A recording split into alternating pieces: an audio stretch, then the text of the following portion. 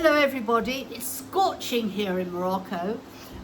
I heard that it was nearly 13 degrees higher in Marrakesh than it normally is at this time of the year, and it's certainly much hotter here than we're normally used to in June. I also feel it's quite humid, which is a first for us. There have been droplets of rain in the air and it is suffocating. You can see I've got a big fan on here. It's a job to try and keep all the animals cool. But we've had Ellen Cochrane here this week, and many of you will remember Ellen. Ellen is our patron in the UK, and a very important patron, because she is a really well respected trainer of equines, horses and mules in the Liberty way. No bits, I mean, you know, she's just incredible. And she has been very much behind us and the work we do here, and has worked with Ayub over the years so that he is able to retrain horses where they can learn to walk with him on command, work with him on command, and so on. So it's always a huge pleasure to have her back. She hasn't been for a while. She's been very busy in the UK. And while she has been here, she's been up to Imlil, where of course we first met, right in the early days when the refuge first started.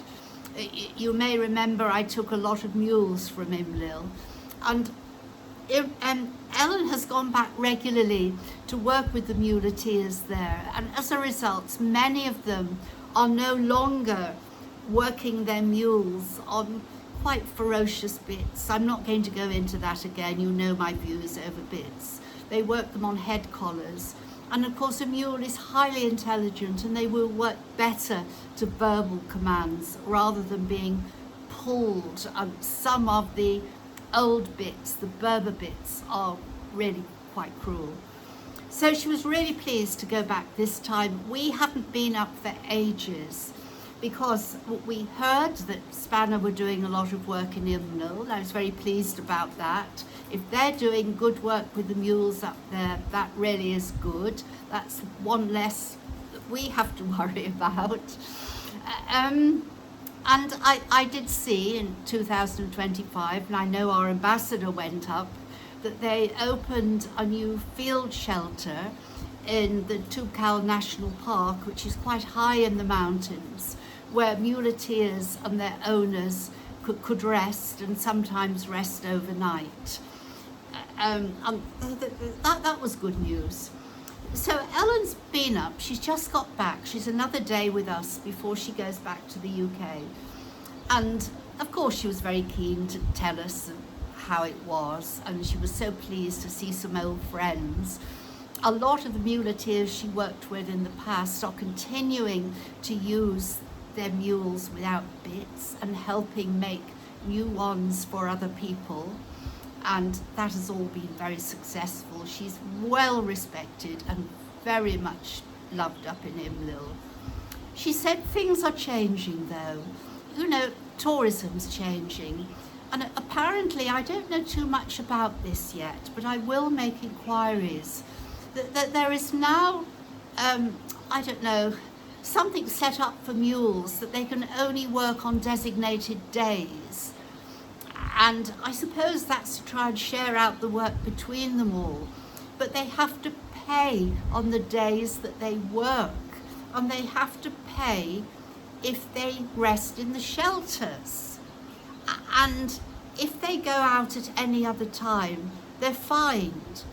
Now, I'm not absolutely clear about all that yet, and neither is Ellen, but we are quite determined to make inquiries, because life is tough for the muleteers in the mountains, and particularly the ones who want to do it ethically and properly and look,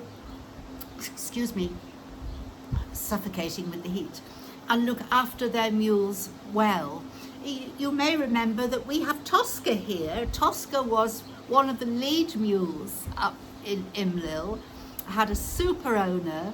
The owner had to replace her. She got too old to carry the necessary loads, and he was buying another mule from the muleteers. the people who sell the mules, and he had to put Tosca in part exchange. And I think it must be about, I don't know, 2-3 years ago now, we heard that Tosca was being worked in Agadir pulling a cart. Well, we've got her back. I say no more. It was a battle, but we have her back. And she's living out her retirement very happily here. And if you look at some of Ellen's posts on Facebook, you'll see where Ellen had her out walking, rolling, eating, probably eating what she shouldn't be eating.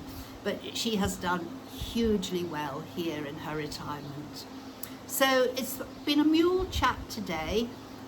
Just to let you know that ONSO, which is the Moroccan equivalent of DEFRA in the UK, which is responsible for animals and public health and hygiene, they've been here this morning spraying our stables. Of course, some of you may say, oh, you shouldn't be spraying the stables. Maybe there are chemicals in the spray. But let me tell you something that's important. When we built our first stables here, we thought we were doing ethically the right thing by building in mud. And it turned out not to be the case, particularly for the horses, because the horses could just knock the stables down. And of course, if they're built entirely out of mud, parasites bury into the mud. They can live in the earth walls. So those have to be sprayed every year. But they're done very sensitively, very carefully, and I am extremely grateful to ONSA, who not only do that, but vaccinate our animals for us. And you will have seen in the press this week a very sad case of a woman, an English woman, who was scratched by a dog in Morocco, and she developed rabies and sadly passed away. We're very conscious of that here. So anyone who visits must know that our animals are vaccinated and every precaution is taken.